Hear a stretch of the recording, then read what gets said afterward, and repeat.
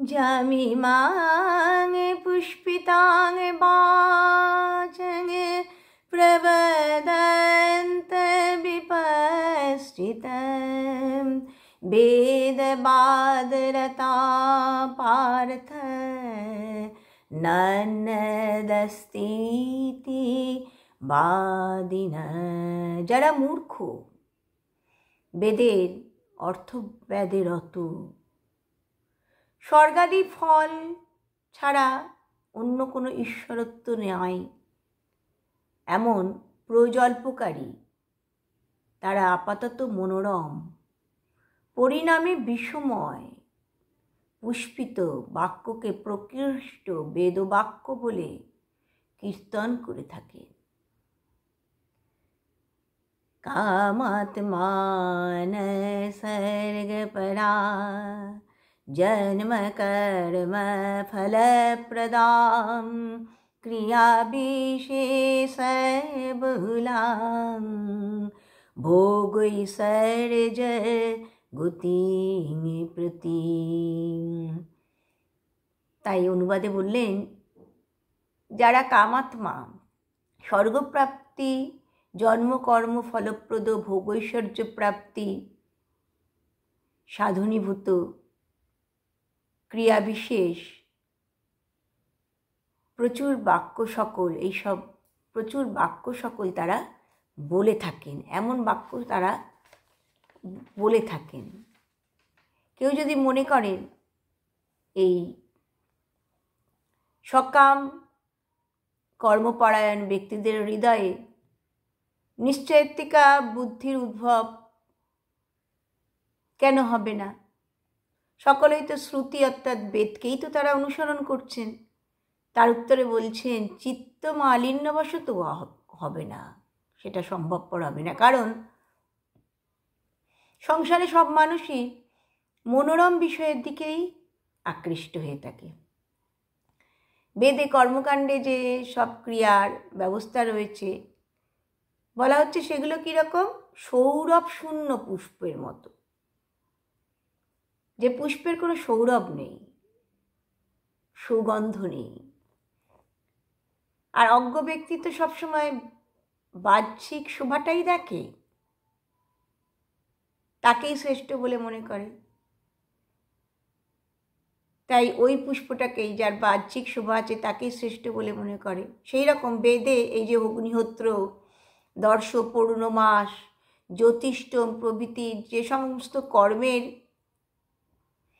কথা বলা হয়েছে, তার দ্বারা মরণের পরে স্বর্গে গমন, সেখানে স্বর্গীয় সুধাপান, উর্বশী প্রভৃতি এই সুন্দরীদের সঙ্গসুখ, নন্দন কাননজাত পারিজাত আঘ্রাণ, এরকম ভোগৈশ্বর্যের এই উপভোগরূপ ফল সেখানে বলা হয়েছে। এই বিচার বিমূঢ়, জ্ঞানশূন্য মূঢ় ব্যক্তিরা, তারা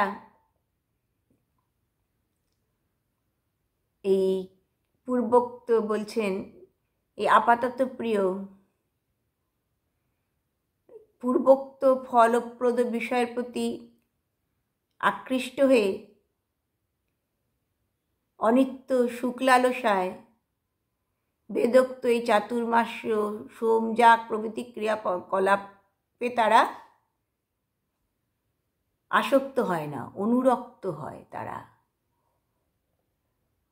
তারা এই কর্মকাণ্ডকেই সারভূত মনে করে পরমার্থ বিচারকে তারা অসার, তুচ্ছ মনে করে।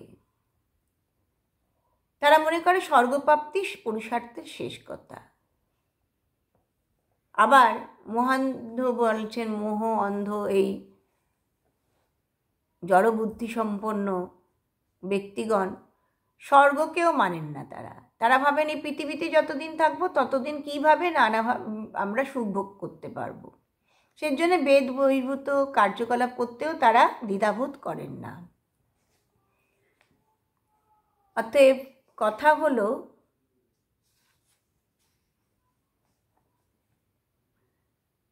কি করে চিত্ত শুদ্ধ করা যায়। কেননা চিত্ত যতক্ষণ শুদ্ধ না হয় ততক্ষণ শুদ্ধ জ্ঞানের উদয় হয় না, আর জ্ঞানের উদয় না হলে ভক্তির উদয় হয় না।